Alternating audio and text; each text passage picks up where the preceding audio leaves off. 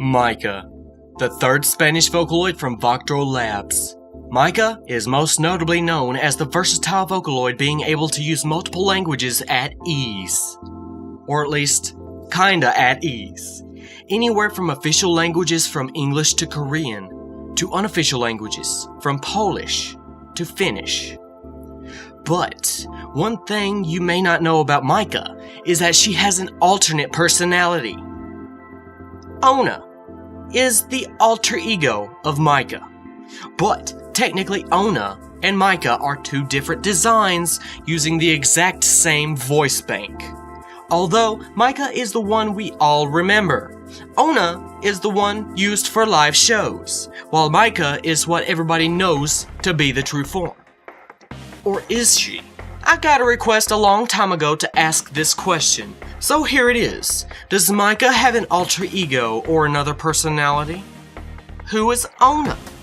I will attempt to answer this scientifically and accurately based on clues from the community, Vocaloid Labs themselves, and using scientific information to decide if this alternation is willful, a medical illness, or somewhere in between.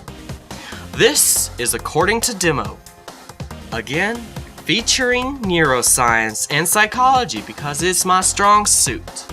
Going to put on my best tie, my best shoes, and roll out the door naked. I forgot my pants.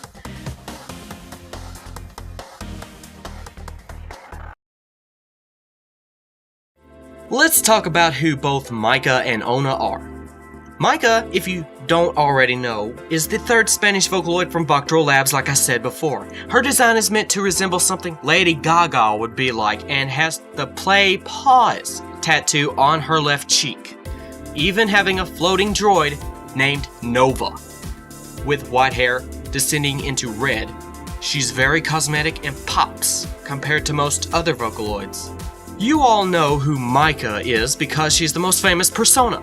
Now, onto Ona, which means wave in Catalan language.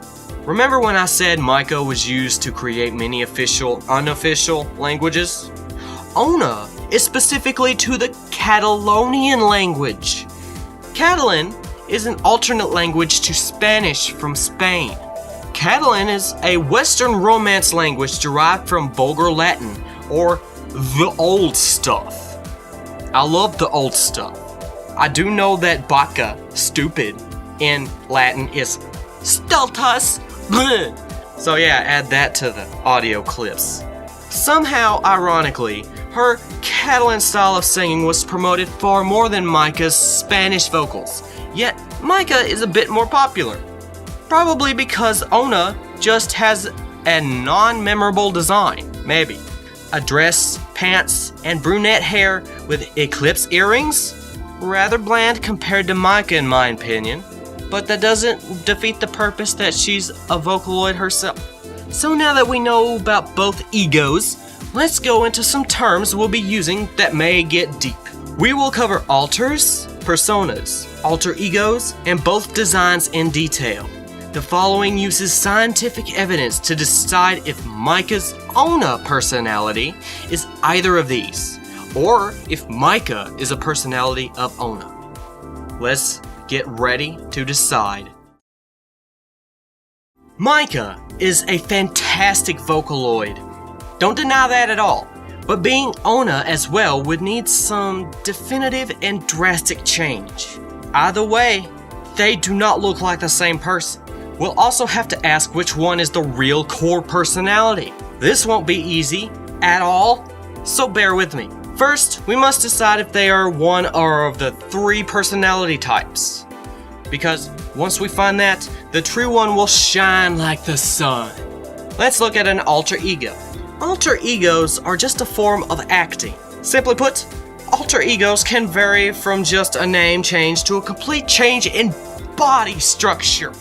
Much like an actor would put on or off weight to star in a role. Willfully. Alter egos are controlled and very much needed in most cases for entertainment purposes and also for personality reasons, such as stoicism. An alter ego can also come as a way to deal with something called inference, which just basically means you separate a part of yourself so you don't normally feel that in the core. Like a hero by day making a vigilante out of his monstrous self by night. Personas are a bit different. Personas are defined as a form of personality formed accordingly for certain preconceived righteous actions to reach a certain outcome.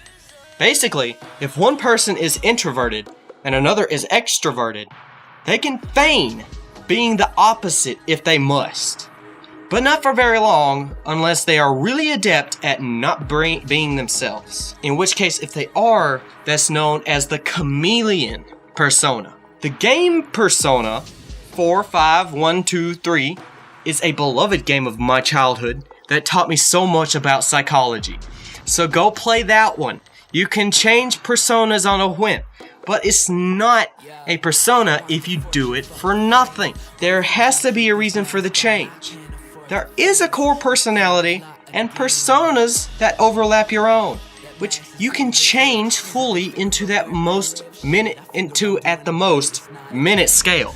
Instant change almost. It's like a switch. Except it's like a dial, because there's more than 2 options. It's like 100. Now, here's where it gets dark. Alters come from dissociative identity disorder, also known as DID. This is a mental disorder that comes with schizopositive personality shifts.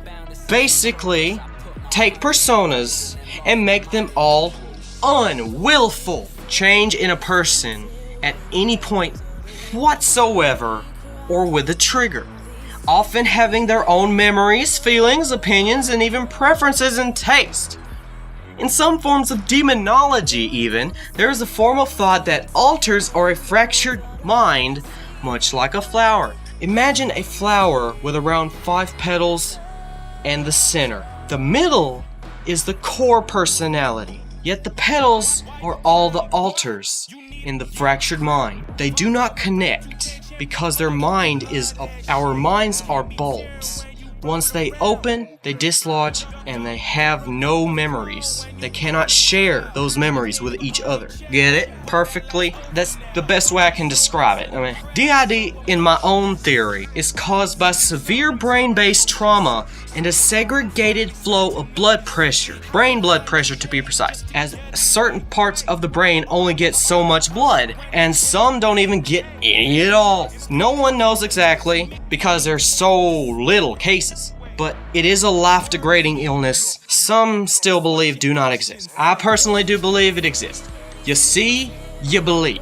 Also, I'm kind of a mindset, if I don't see, I also believe. So, take it with a grain of salt. So, which one is Maika and Ona? Well, I honestly have no idea. Maika is everywhere, but Ona is barely any documentation on even YouTube and Nico Nico. Which, why would they be there? It's Spain they're from. So, anyway, I'm not one to just give up when no information is there. We'll make a line in the sand from point A to point Z because the rest of the alphabet isn't even there. Sometimes you have to do that. If I had to make a rough estimation based on her being a singer and alternate language user, I'd say they are alter egos rather than personas, because personas don't have differing languages when changed.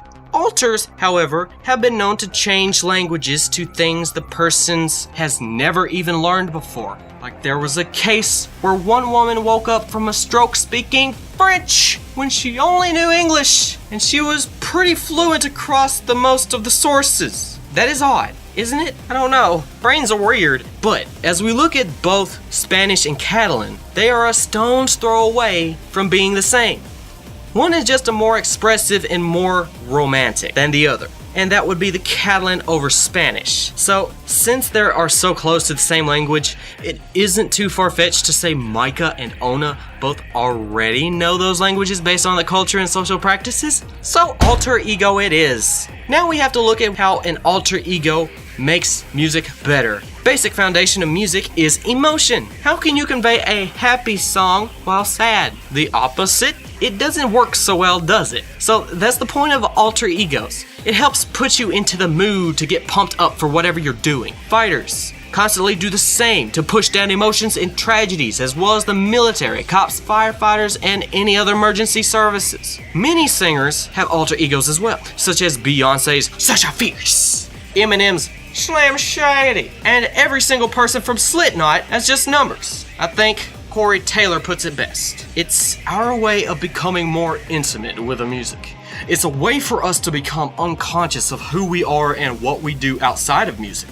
It's a way for us to kind of crawl inside it and be able to use it. So to truth, it's like a skin tag on your personality that talks. Okay, I'll admit that was a very weird metaphor. I don't know where I was going with that. So, who is the real deal? Maika or Ona? Who was born into the voice first? That is the question. And depending on who you prefer, I know the answer outright. Based on certain cues on both designs, the one that was born into the voice is none other than Ona. Yeah, I know I was surprised too. But according to their design, well, let me explain. Take a look at Maika first. Long white to red hair, white to red to dark eyes, and a stature much like Ona herself. Now let's look at Ona. She has curled up brunette hair, blue to dark eyes, and a casual look for a Latin singer. Actually, Latin in America singer. Latin American singer, not a Latin singer in Rome, Italy, Spain.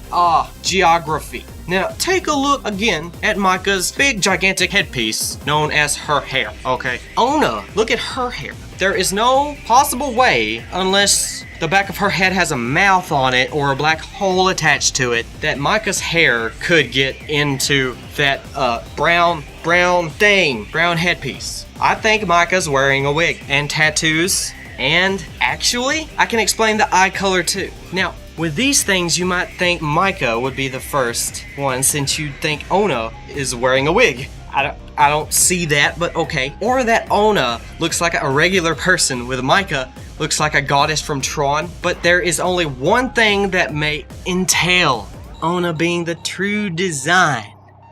Her eyes. You see, white and red pupils are dedicated to show absolutely no melanin in your eyes. That just means your eyes appear white, red, or pink, which Maika's does. The reason that is because no melanin means your eyes are at 0% opacity and are like glasses. A complete absence of color shows the veins, blood, and nerves behind the eye for everyone to see. Now, Ona has dark blue eyes, so what gives? Why are they different? It's easy, just use color contacts. So, how then does Ona not have red and white contacts? Well, colored contacts can only lighten an eye so much. And that may be true, but I've actually learned some new information because my dad actually wears this type of stuff. My official reasoning for this was that the eye color, the white, the completely white, like say, the wrestling legend, The Undertaker, used completely white contacts to make him look like, well, dead, you know, crow, because that was his shtick.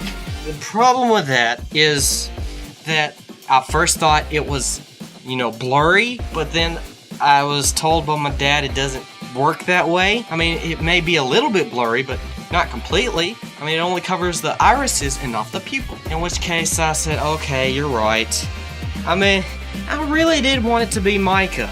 Maybe I'm just stupid and I didn't want to do research because I was scared to see if... Okay, I get it. Anyway, you get it. So, I ended with, unless I'm wrong, which I am, about that, which I can be, so just decide for yourself. I mean, it's just to that point, okay? I believe Ona is the full person that was born, but Maika does look a lot prettier. And I don't know who else can compete against that, because Maika, I don't know, I like her. I've never seen Ona anywhere, and I'm a Vocaloid connoisseur. Either way, Maika and Ona are the same person. However, they both are used for special events, such as Maika with idol status and Ona with in-person viewing. Whether you agree or not, I think we can all say together that whoever is the real personality, this voice bank has allowed Vocaloid to take on multiple languages once thought could never be obtained so quickly or ever. In any case, Maika is still my favorite of the duo, but I do give respect to Ona, because I've never seen her before now, and some of you may not have known about her, so here you go. Lovely long-haired androids, wrapped up in a bun. So, this concludes According to Demo, Maika Edition. If you want more Vocaloid or gaming content, then press that subscribe button, and if you want to see more of According to Demo, then go ahead and click that like button as well.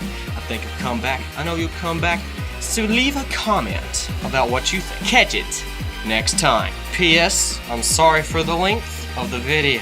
Forgive me, please. Please, I just want you to forgive. Forgive every single person who has wronged you, and even those that say, hey, I want mustard instead of mayo on your sandwich, because anyone who eats mustard alone is evil. You must have mustard and mayo. Mustard and mayo. Ketchup can go jump off a bridge. Mayo!